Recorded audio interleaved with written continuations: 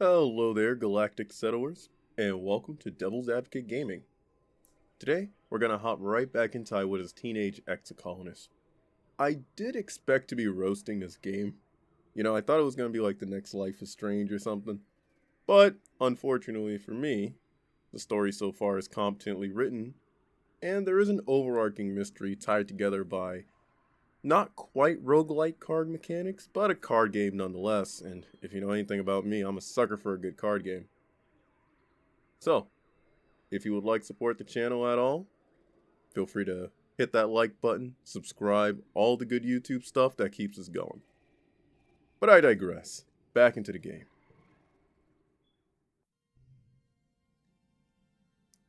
So I believe the last thing we were doing, we're about to make deliveries or something.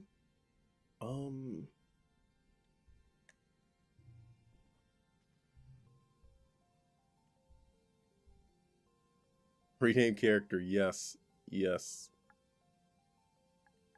I think just Soul works fine.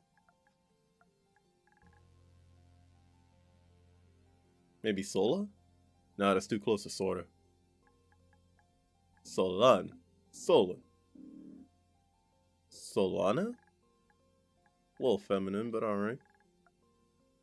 Solon, I'm going too far. Solon. Our name is Solon. Sola? Sol? You know what? You know what? You know what?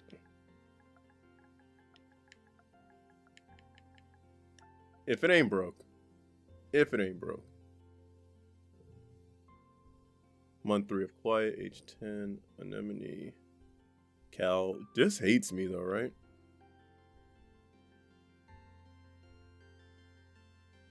Lulu and Geranium. Geranium? I think these are flower references. Congruence, Hal, Seek, Calm, Mars, Tammy, Dis, Tangent. But like Dis and Tangent are... That's a math joke, right? Can I really just change my appearance at any time?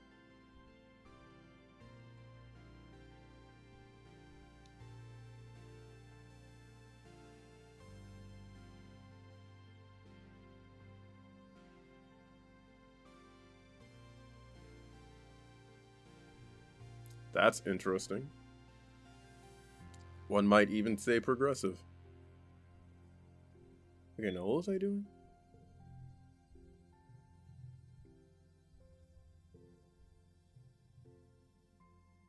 Seek sends you all around the colony delivering supplies. During your first week, it's mostly small things you can carry by hand or push on a little cart. Stuff like tools and electronics. Some are high priority, which means you have to move fast. It's fun getting to yell important delivery coming through, and people actually get out of your way.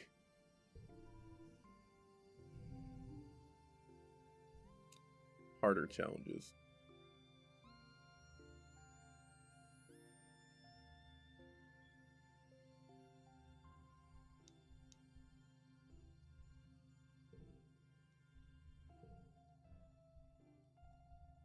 Maybe... I don't know. I feel like we've had enough Slay to Spire. Crawling. Oh, hey. This is great. This is great.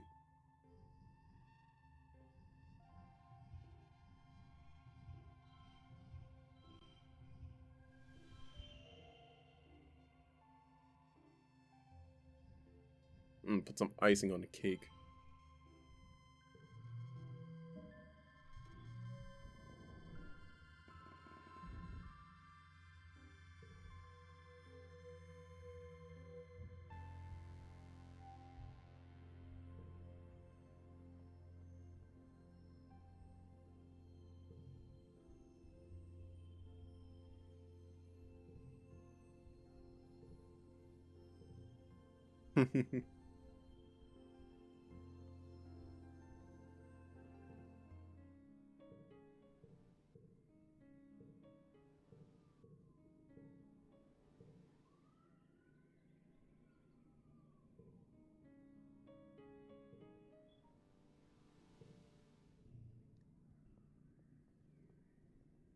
The hell is this?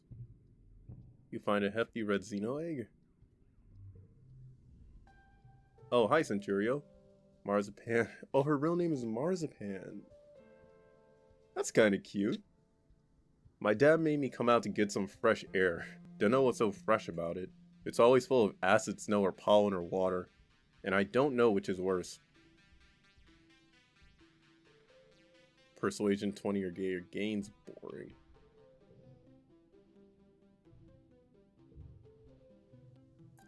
Mariscals. What do you expect me to do with this? I'll put it where it belongs, outside in the dirt.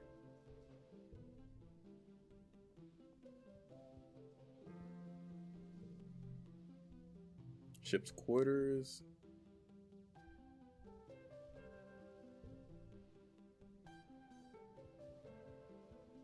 I feel like I should always be actively doing something. Sorry, can't talk right now. I'm working on my science fair project. We're going to show them off during the Virtumnalia festival, which will be held in dusk.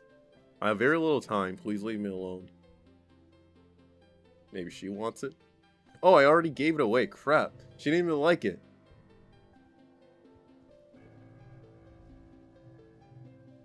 Study life sciences, study humanities.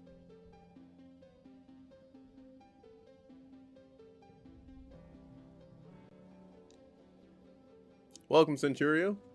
I hope you're all warmed up and ready to study the glorious humanities, history, literature, language, media, and philosophy. And yes, if you're lucky, we'll have a little ancient earth poetry too. He seems excited about that last bit. By the way, if anyone is interested in taking engineering classes, please register through Congruence's scheduling system, when you have a chance. She'll be helping me teach them. 14, huh? Tough face. Set neighbors to this value. So if I had a 0, that would be good, but I only have 1s. Oh, that's bad, actually.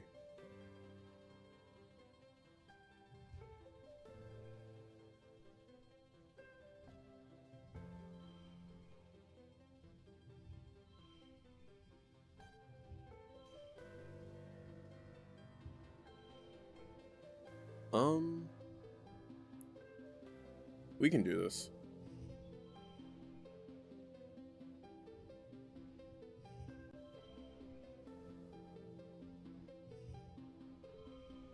Nice.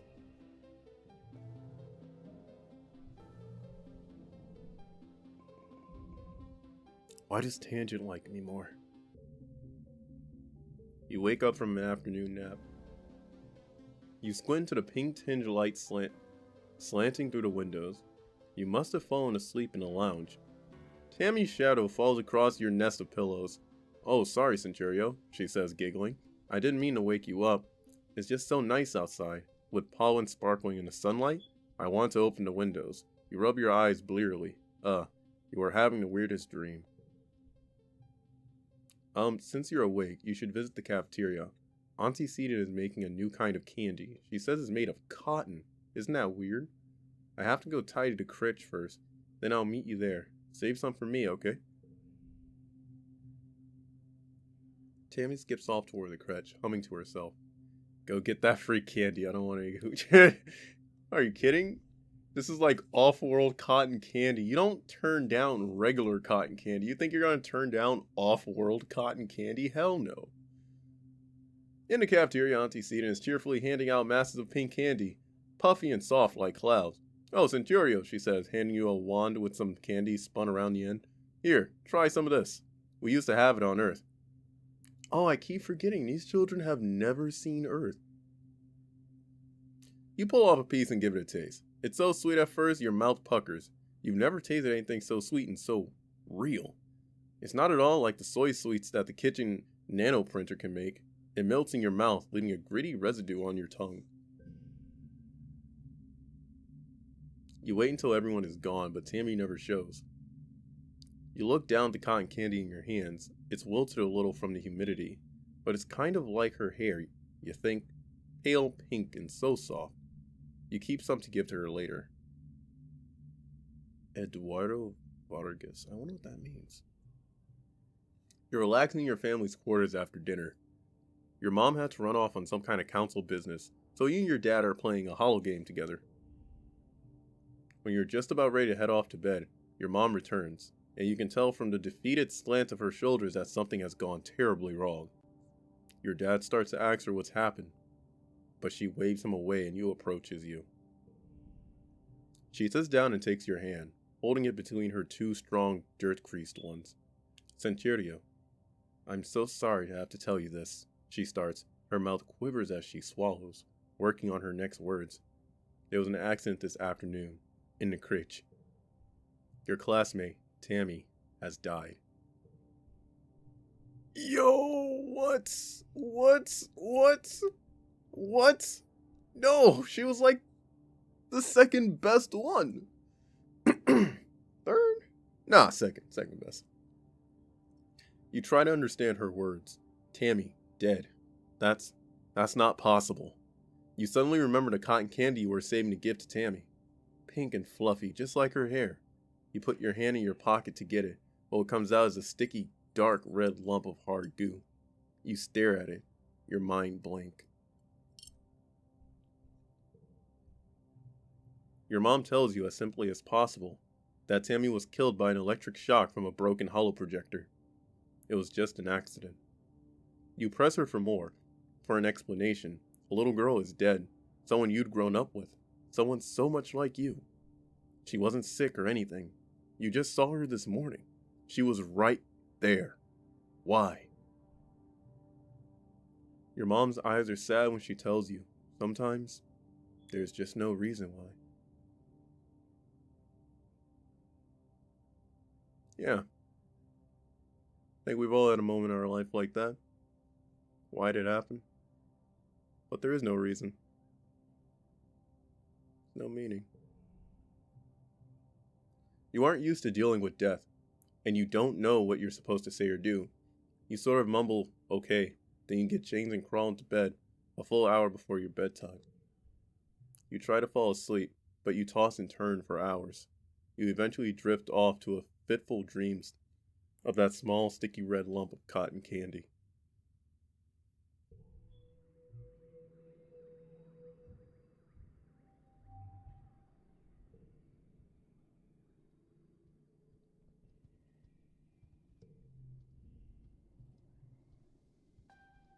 Tang is pacing around in the front of engineering. She looks upset. It shouldn't have happened, she says. Tammy's what? What happened to Tammy? It shouldn't have been possible. There was no reason for that holo projector to break. Professor House said it was recently serviced and nothing was wrong with it before she gestured angrily. Just blew up for no reason. Nobody would have wanted to hurt her, so why? How? It doesn't add up. Sorry, Centurio. I want to think about this some more. I hate it when I can't find the answer. Oh, you need some time off. Oh, should I just go and rest then?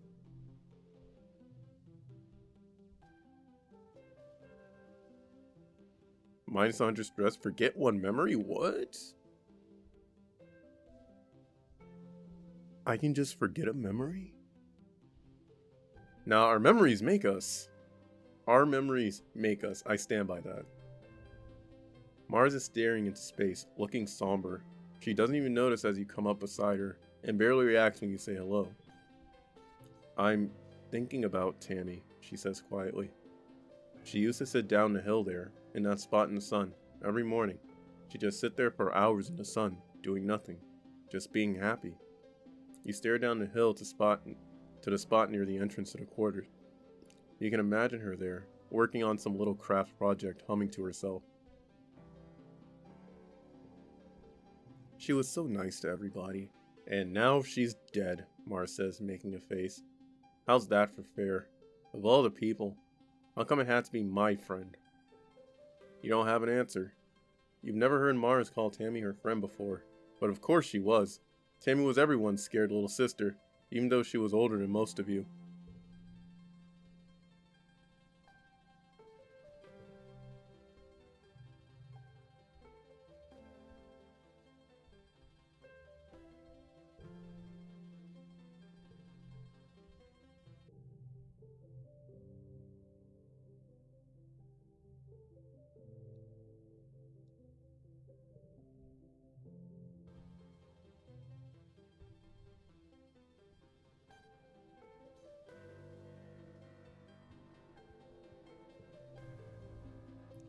Cal is sitting in your mom's flower garden with his face in his hands. He's clearly been crying all morning and probably all yesterday too. Oh, my man's broken up! Damn! Kinda wish I played kickball with you, bro. Sorry. Oh, I'm really happy I had Tammy on my team now. Since that's gonna be my last memory of her. Sucking at sports ball. Oh, man. He and Tammy were really close. Whenever you guys used to play house in the critch, Tammy was always the mommy and Cal was always the daddy, even though you were just little kids. You kind of always giggled about how obviously they were going to be together forever, like a princess and a knight. Are you okay? I miss her too. At least you finally left your quarters. Oh, damn, that's dark, bro.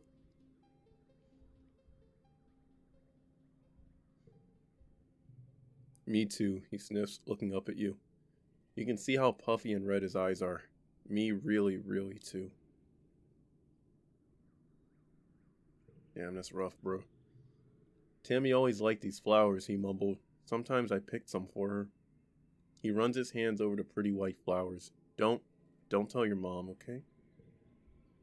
Tears well up and slowly leak out of his eyes.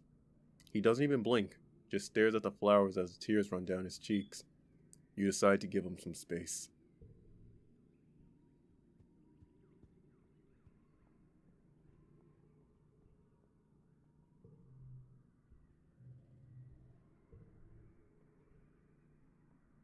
There you are.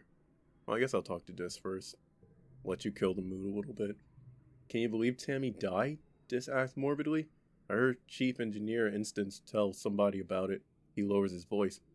Tammy got shocked by a broken hollow projector. The one in the crèche with the dancing teddy bear, you remember? When she touched it, she got chucked all the way across the room. He makes a sailing motion with his hand, and bam! She was dead before she even landed.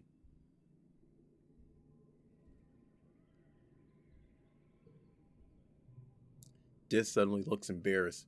Yeah, I mean, it's too bad she's gone. She was nice. He tugs at the sleeves of his oversized jacket, but that's kind of a cool way to die. Yo, yo, what do I say to that? He found the silver lining? Question mark. I gotta say, getting chucked across the room from an electric shock, yeah, that's a pretty fucking great way to die. I mean, not great. It had to hurt, but nobody's gonna forget. Next one. Anemone is chucking rocks at the strato, sending metallic clangs ringing through the colony. Stupid planet, she yells. Stupid crutch. Stupid spaceship. She bends down to pick up another rock, but instead just sobs and braces her hands with her knees. Stupid everything. Why'd she have to die? It's not fair. Kids aren't supposed to die. Oh, my poor anemone.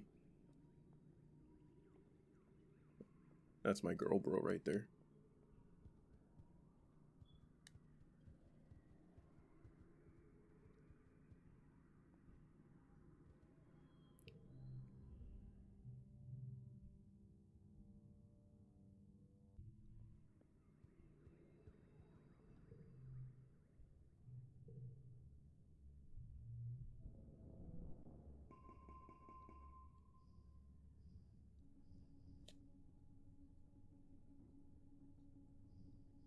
I don't have a lot of yellow cards, so I guess I'll forget giggling.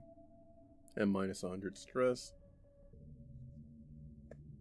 The colony is going to hold a funeral for Tammy. Do you want to attend? If you don't feel up to it, you could just skip it and take a month off instead. Or you can get back to work.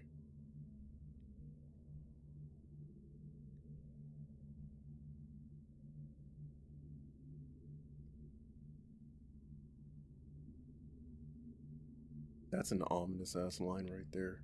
Tammy, ooh. Yeah, I'll attend. Yeah, Tammy was sweet. The colonists gather in the recycling room. Bringing organics down to be recycled here is one of your chores, but you've only come here for a funeral twice. Both times the colonists had passed away from natural causes during the 20-year-long journey from Earth. This is the first time there's been a funeral on Vertumina, and the first time for someone you actually knew. The mouth of the organics recycler has been polished, and a wreath of yellow flowers placed over the opening.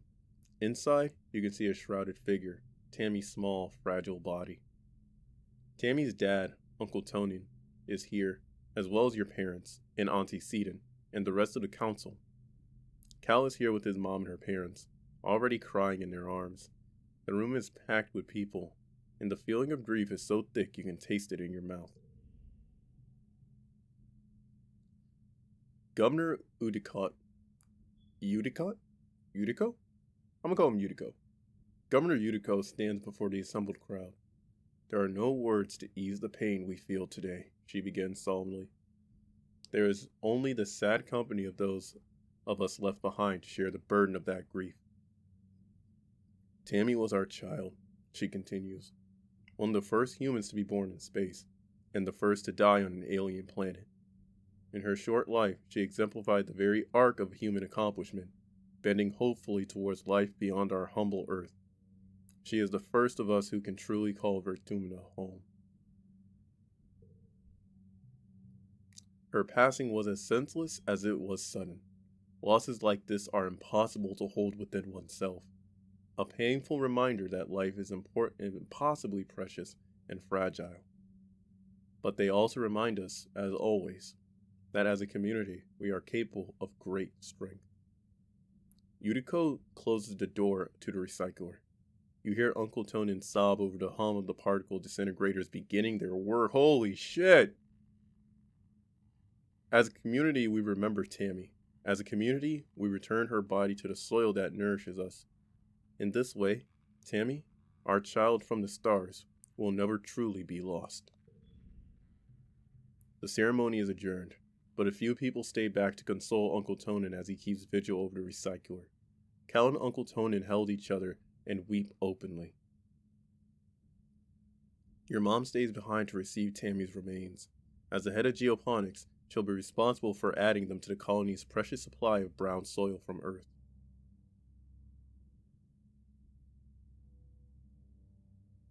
Bro, it's necessary. Nothing can go to waste, but at the same time, holy shit. That person was fucking out and about yesterday, and today they are literally sleeping with the worms. That's just kind of fucking rough. Your dad accompanies you out of the recycling room. He clears his throat. I want you to know that you don't need to be okay, he says, clasping his warm hand on your shoulder. If you want to take the rest of the month off, everyone's going to understand.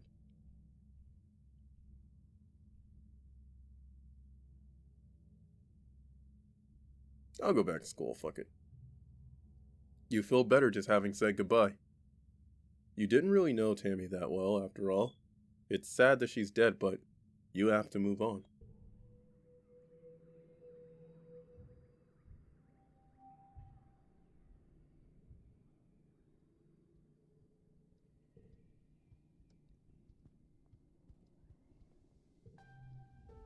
Mar shoots you a sympathetic but distracted smile.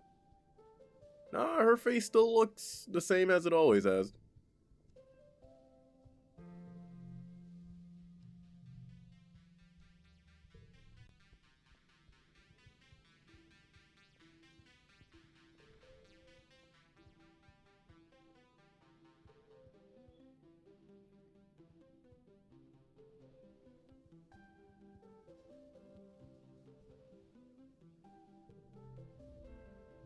Cal gives you a sympathetic smile. Hey, Centurio, he says. We'll be okay. I want to talk to my parents? Yeah, why not? Your dad gives you a hug. Sorry you're feeling blue, Centurio, he says. Things will start looking up again soon. Your mom pats you on the shoulder encouragingly. I'm so sorry, Centurio.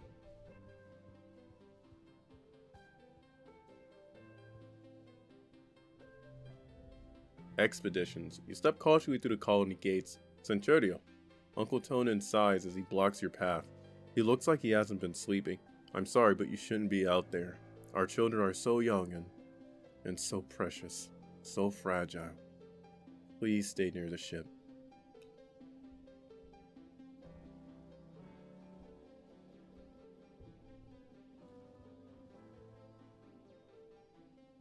Our man has definitely seen better days. Sorry, Dis mumbles. He looks uncomfortable being around you. Anemone is unusually still today. She's sitting in a dugout of the sports ball pitch, fiddling with an ugly doll with red hair. Tammy gave this to me, she sighed. I kinda told her to shove off because I don't play with dolls. Why'd I have to be so mean to her?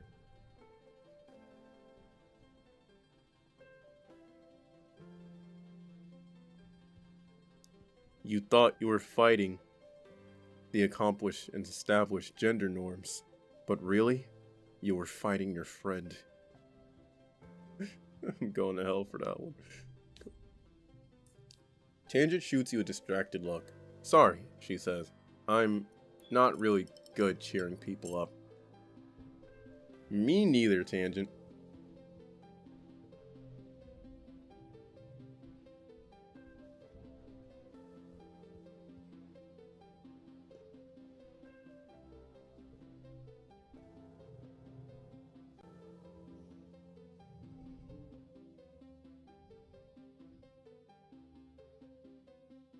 +1 on strength challenge win.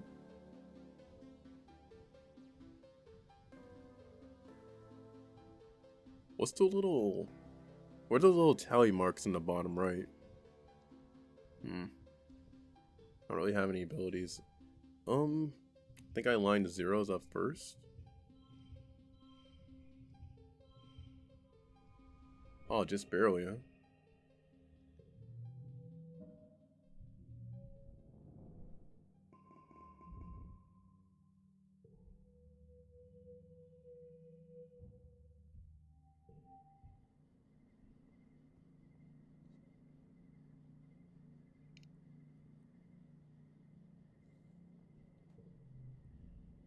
Hey, Oi, Centuria, Mars says, looking you up and down with a sneer.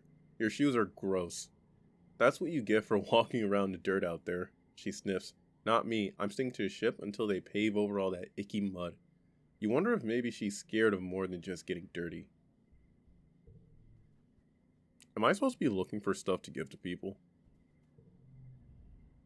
Kel looks up at the sky, shading his eyes. I wonder when it's gonna rain again, he says. The heat doesn't bother me none, but after a while the plants are gonna get all toasty.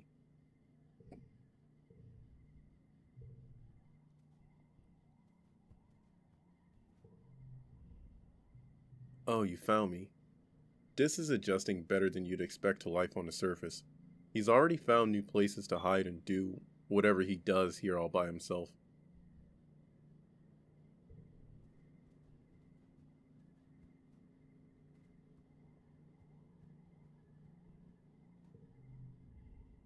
Centuria, Tangent says, approaching you with purpose. We need to discuss my brother. Who, Dis?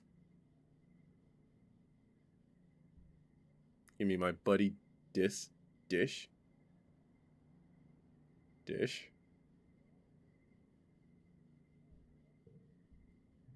Yes, Dis, she says impatiently. I need you to figure out where he's been disappearing. Ever since we landed, I barely see him anymore. He doesn't even come home at night sometimes, and She trails off and looks at her feet. Well, I'm not on very good terms with my brother as of late, but people are becoming worried. You get the feeling Tange is one of those who's worried, but she doesn't want to admit it.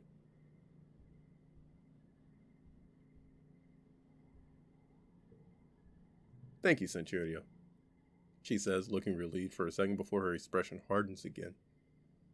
I mean, it would be a ridiculous waste of resources if something happened to him, and no one knew where he was or how to find him. Right, of course, Tange doesn't get worried.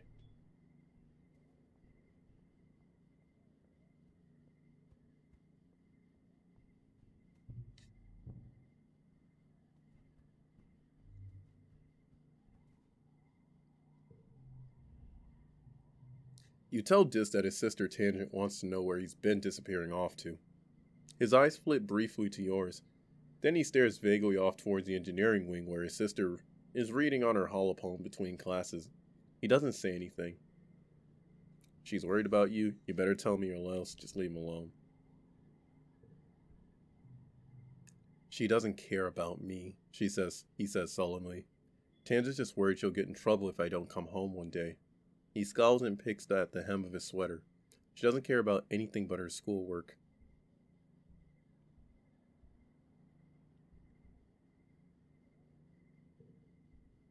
His shoulders slump in relief as you go.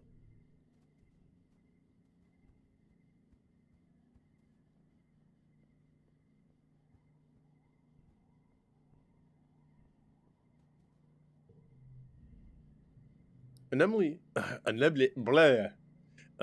holds her stomach as you approach. Does the air here make you feel hungry all the time, or is it just me?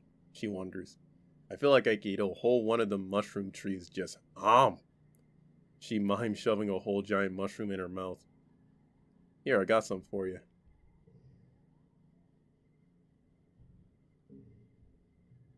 Cool, thanks. I guess it is my birthday this week. I kind of forgot. Learned Anemone's birthday.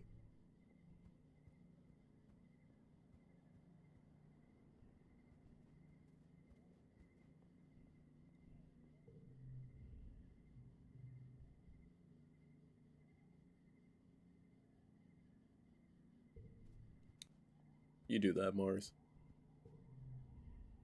Cal looks up the sky. Okay, we did this already. I gotta find a way to make him spill the beans.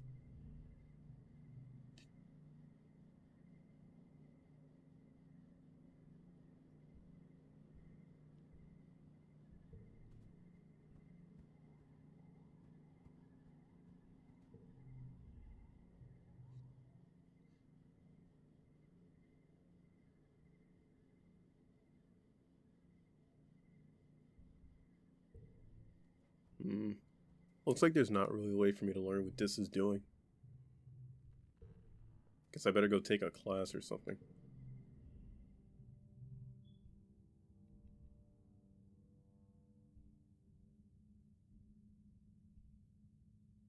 What is my reasoning at right now?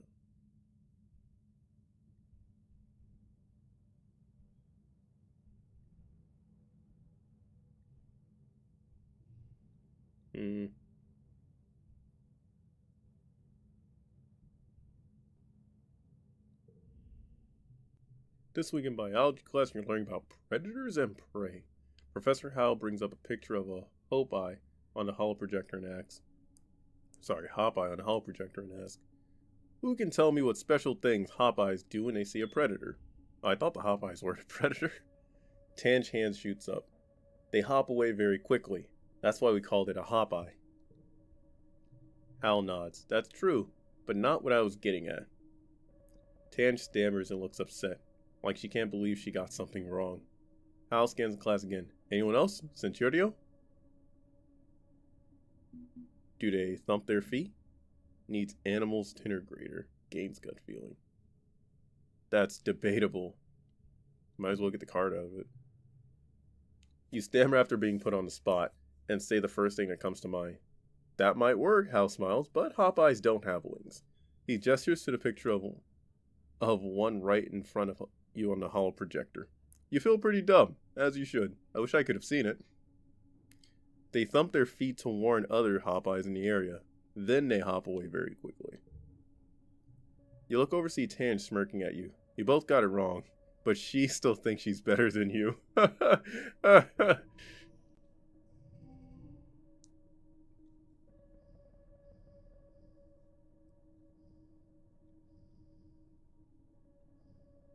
Oh, okay. Nice. Those are some loud-ass cars outside. Nah, bro, we overachieve here.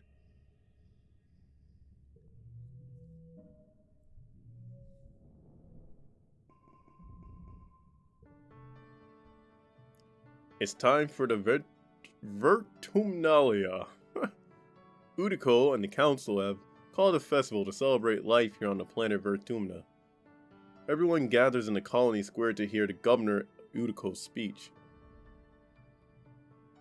In Earth's history, Udiko begins, and then clears her throat and waits for everyone to quiet down.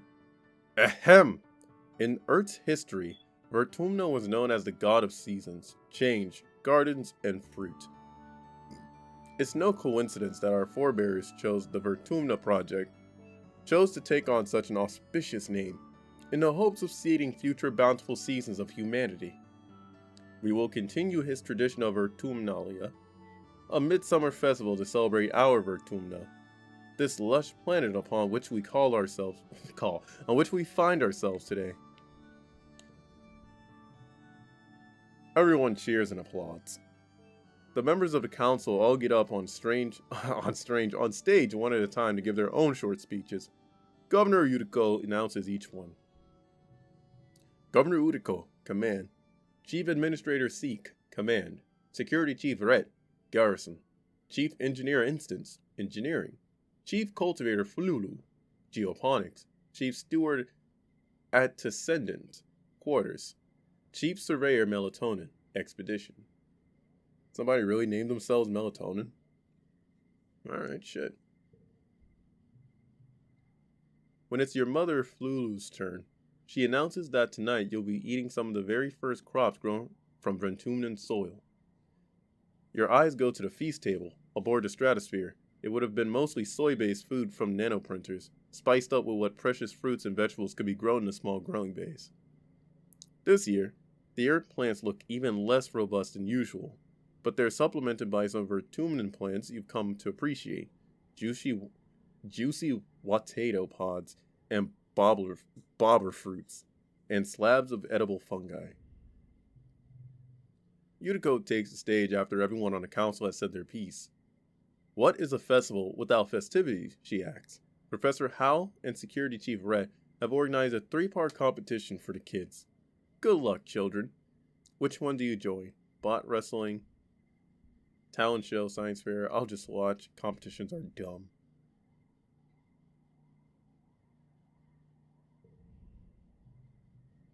A bot wrestling contest. This has been a classic competition for years on the ship.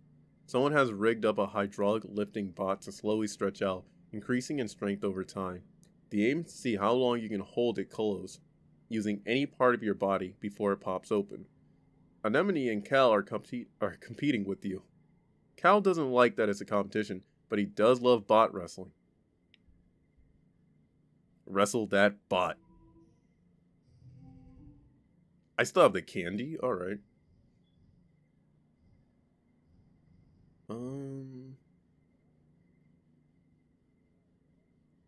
Huh.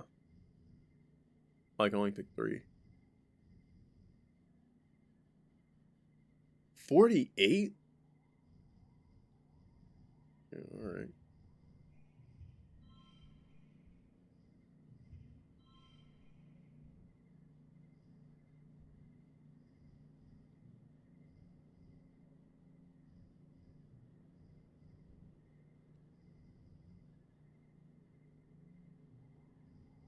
Well, shit. I have a 5, but it doesn't connect with anything, unfortunately. No. Shoot. No, not that.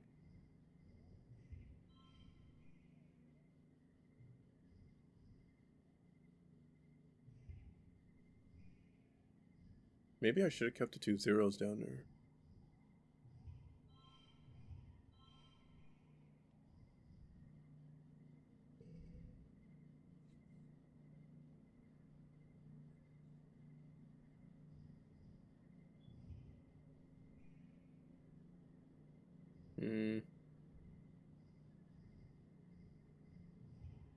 Nice. You know what?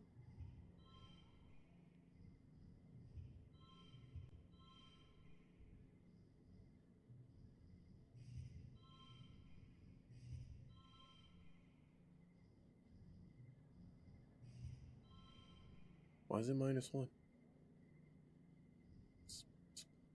Fuck. But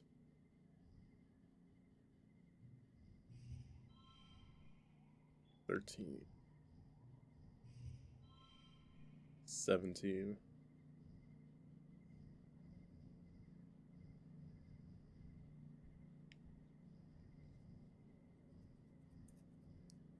Is that all I can do? I feel like there's...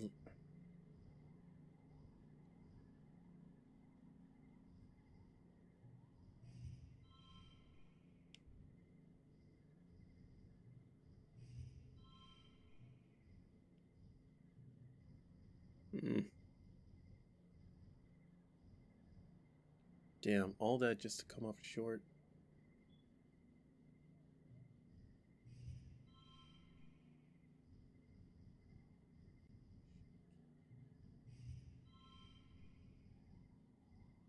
Plus 6.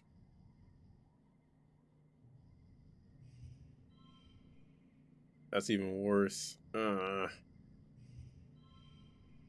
Whatever, we lost.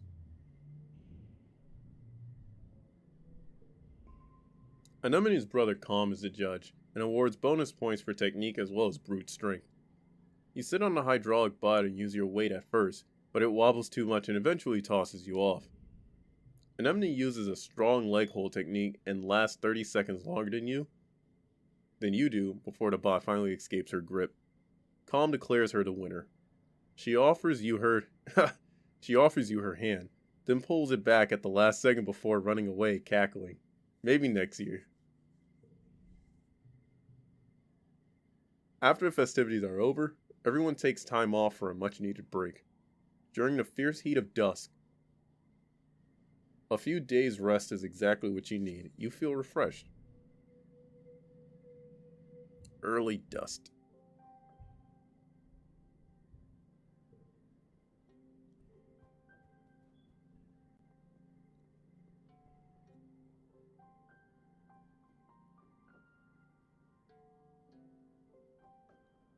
Oh, sorry. Anemone runs up to you. Hi, Centurio. She huffs, catching her breath. She grins.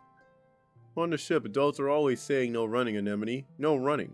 But outside there's so much room. I can run for 5 minutes in one direction. Even more, after the robo-plows clear the land for farms. Anemone, you're alright.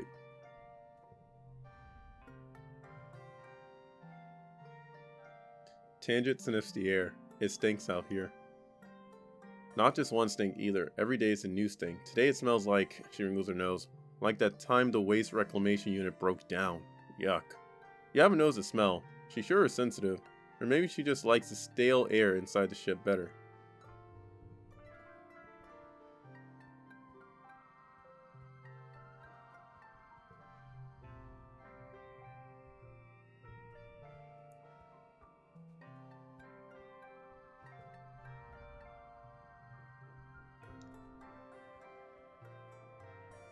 Oh, should I go rest?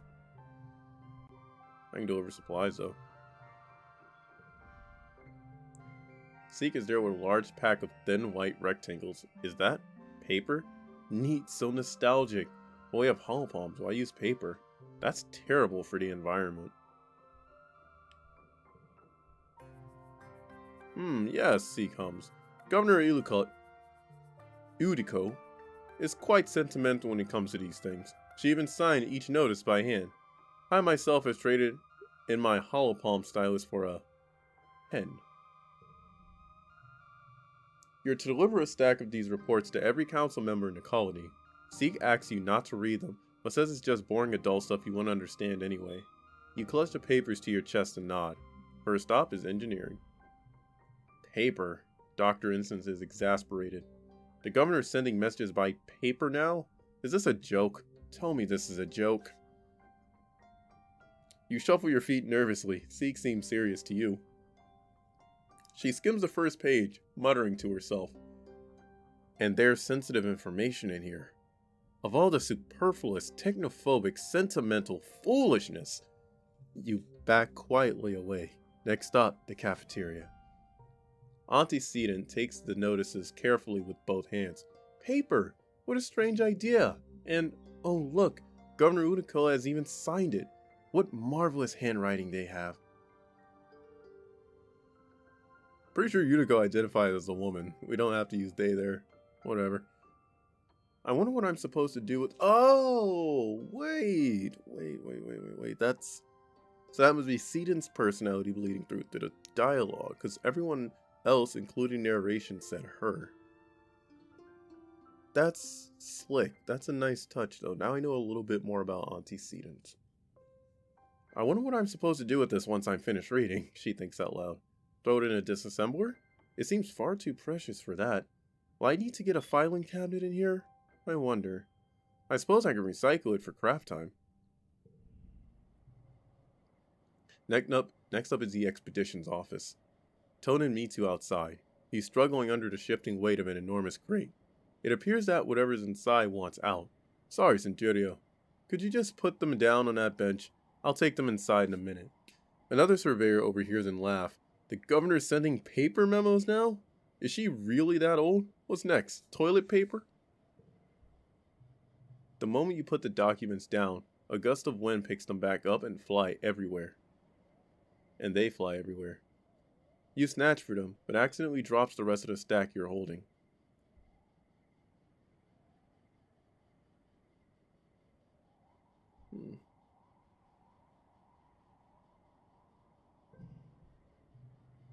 You shove the papers back together haphazardly, embarrassed at your clumsiness. Damn. You dutifully deliver the remaining reports to Chief Rhett and your mom, who both seem confused they weren't sent via the HoloNet. You're a good boy and a good delivery person. You feel proud and important for delivering all the messages just like you were told.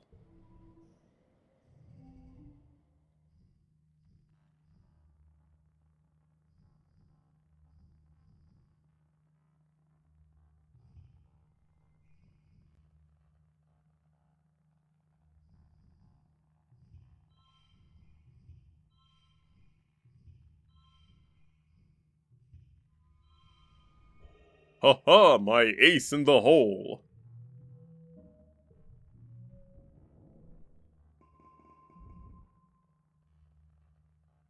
+3 organizing, +2 perception, +5 kudos, and 10 stress.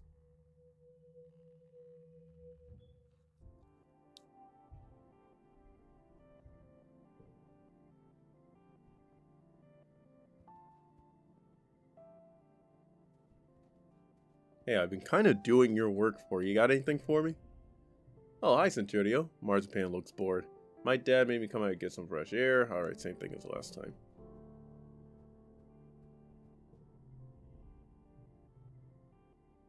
Cal is scratching his stick listlessly in the dirt, seemingly uninterested in your presence until you get right in his face. Oh, hey, Centurio, he says, mustering up a hollow smile. Sorry, I don't really feel like playing today.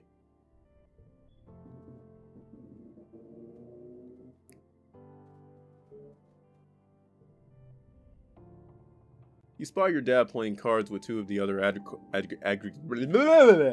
agriculturalists. You don't recognize the game, but you watch your dad throw down his hand and groan, then peel off his shirt and toss it into the pot.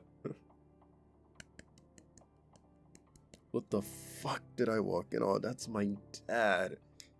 I'm literally losing my shirt over here, he says, and his two friends laugh uproariously. Your dad wipes his eyes, chuckling, then sees you. Oh, hey, Centurio. You need something?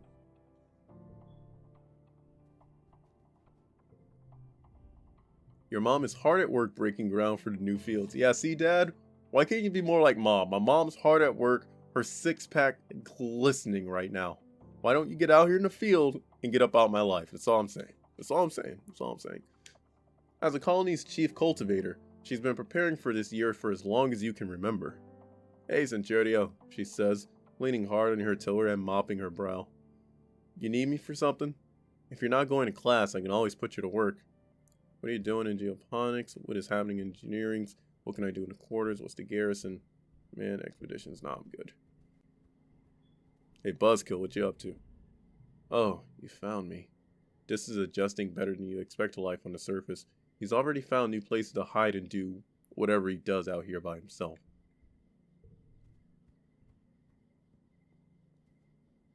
You're my favorite little buzzkill, Diz. Have you gone outside the colony yet? Tange axes you. I hear all sorts of terrible things. Regardless, we're not allowed to stray from the gates unless we're on expedition. Tan rolls her eyes. Not that it stops my brother.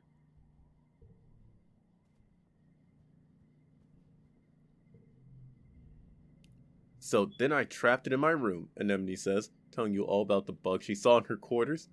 Its wings were as big as my hand, and it had feelers like, whoa. It was bouncing all over the place like boing, boing, boing. She gestures excitedly, swinging her arms over her head. The bugs here are so big, and they're everywhere. I was gonna give it to Tinge, she says. She loves gross bug stuff, but she said I should just let it go, because it stung me, I might get weird. Because if it stung me, I might get weird mutant powers. I mean, other than the one I already have. And I wanted to see if it got more weird mutant powers. So I started jumping around, off higher and higher things, until I was jumping off the back of the ship, and I got in so much trouble. But it wasn't even that high. She stops in her tracks. Hold on, she says, stooping to rub irritably at her knees for probably the 100th time in the past 5 minutes. Ah, I'm gonna die. I busted my knee and it's so itchy when my scales grow in. Scales? Was this about superpowers again?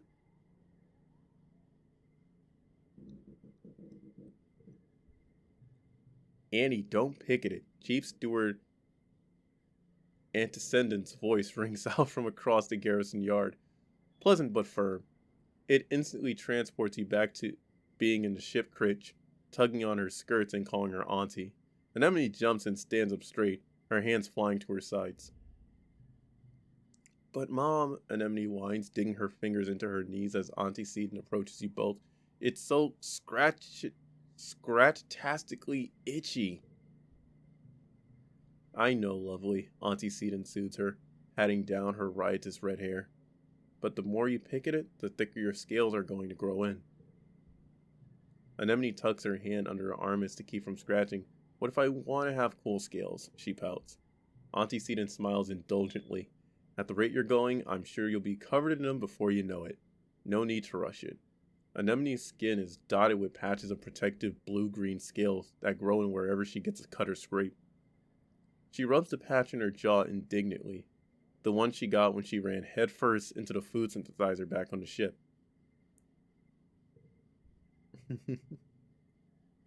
She's been augmented. Huh. I remember playing a game where a child... Oh, was that FNAF? Was that Five Nights at Freddy's? I think so. When a child was replaced by a robot and didn't know it. So what if, like, Anemone gets her fucking hand cut off and it just regrows out of fucking nowhere? She gonna be shocked, or is this like a family secret? Oh, Auntie Seaton, the plot, like you, has grown thicker. Auntie Seaton opens her satchel and pulls out a bundle of clothes. The queue for the nanoprinter is over a week long, so I patch your pants with scraps from your brother's clothing. Please, try not to put any more holes in them, or yourself, okay? She hands the clothes to Anemone and kisses her on the forehead. Anemone sticks out her tongue and gags. Yuck. Anemone evaluates the clothes as her mom walks away. Galactic, she breathes, as she runs her fingers over the odd-colored patches. Then right there in the middle of the yard, she unashamedly squirms out of her pants and pulls on the new ones. Whoa. I like a fighter jet from the Hollows. I look like a fighter jet from the Hollows, she exclaims, showing off her new pants, like when they'd stencil your kill count on your plane. Or like a really cool scar, you should be more careful. Anemone grins. Yeah, you get it. My pants are scarred, just like me.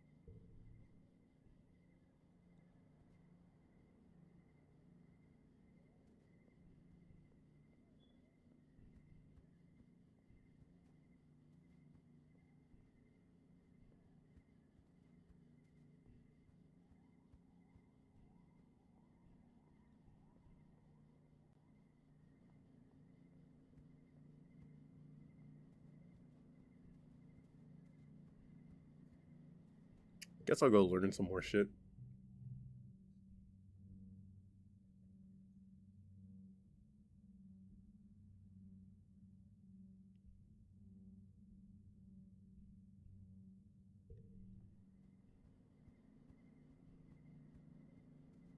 Wait a minute.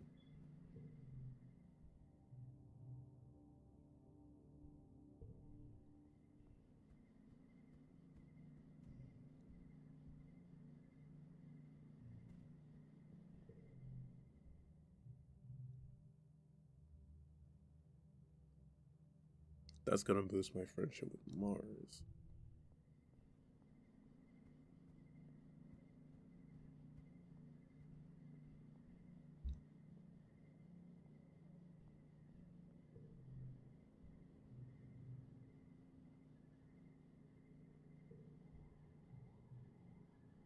You can tell that Calm is bending the rules a little bit for the younger players, but you don't mind. It's important to start the kids on loving sports ball while they're still young and have tons of energy and enthusiasm. And Calm is really good at getting them to listen and keeping them interested. Besides, who doesn't want to play a variation on the game where you have to crab walk everywhere? I'm not really built for strength. Shoot, and I drew a pretty bum hand too. Well, we can just stack the ones, to be honest with you. Yeah, that might work.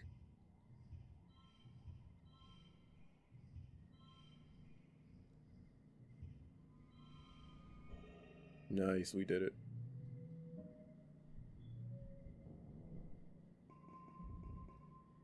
Oh, I got an extra bravery. Nice, nice.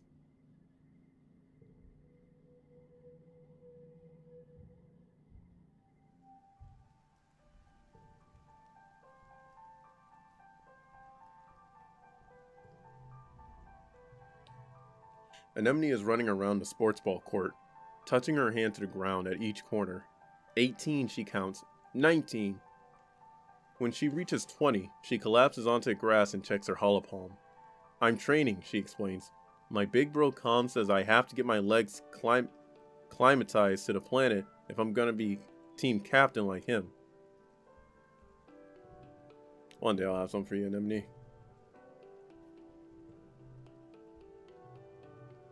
I think I will just work on my strength for a minute.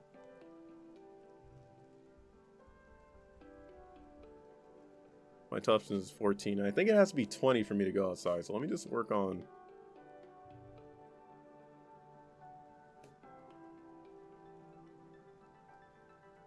And that's a loud-ass airplane. Mars may not be as skilled a sports ball player as Anemone, but she plays hard. She orders people around like team captain, but she isn't so great at passing the ball. She'd rather be the star. Her favorite thing is to spike the ball right into the opposing net stop's body. It's not a legal move, but she's done it so many times that the opposition now stands further back when Mars has the ball. Yo, follow your way to victory. Do it. Which is exactly what she wants. Did you see that? Anemone complains to you during a break. Mars wouldn't pass the ball to either of us for 10 whole minutes. Somebody has to do something. Anemone looks at you questioning me. Let's just not pass her the bar. Just let Mars be Mars. Need persuasion integrator. So from attending humanities, I have high empathy, but my persuasion hasn't gone up at all, which is unfortunate.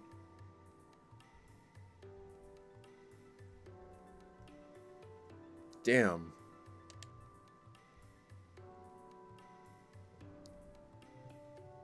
For the rest of the game, you and Enemy pass to each other and ignore Mars. She notices, but assumes you want to be the star too and doesn't give you any hassle. The thing you've learned with Mars is that she loves to be the best, but she doesn't have the kind of ego that makes her mean about it. It doesn't really solve the problem, but it's kind of fun anyway. Oh, fucking rigged, bro. Just 13 now.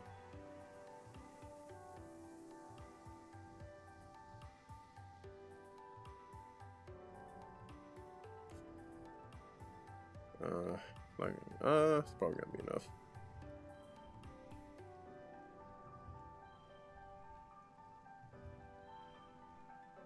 Oh, nice, nice. This 5's kind of coming in clutch.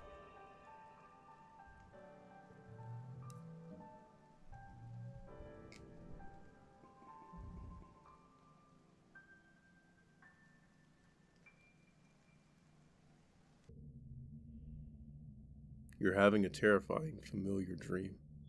A monster crashes through the walls, unfathomably large. every part of it wriggling and moving and searching for something. It tramples through the colony as you watch helplessly. Time shifts to the wreckage of your home. You're picking through it, looking for something. Tears streaking down your dust-covered face as you lift heavy pieces of debris, searching. You wake up shouting, "No!" but your voice is drowned out by a deafening rumble from the skies outside. The bedroom window is covered in water? It's pouring down from the clouds. You guess this must be rain, but you've never experienced it before. There's a bright flash from outside, then another crack and rumble. Thunder. It must be a thunderstorm. It's still the early hours of the morning. You've already almost forgotten your bad dream, but you're too unsettled to go back to sleep yet. The rain beats down on the roof of your quarters. Join now, and then, with great peals of thunder like the footsteps of an angry beast. Hide under cover till it's over, run outside and play in the rain. Go to your parents for comfort. It's surprisingly warm outside, and the water feels nice hitting your head. Everything smells fresh and damp and wonderful, and the dusty packed grounds has turned to squelchy mud between your toes.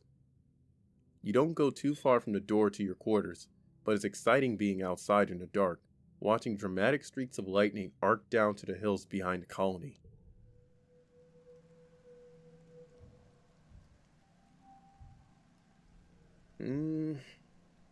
I really want to do a little more. But we got to keep this tight, guys. I will have the next video uploaded as soon as possible. And if you like what you see here, be sure to leave a like, comment, subscribe, all the good YouTube stuff that's going to keep us going and going and going and going and going and going. But that's enough for now. I will see you all on the flip side.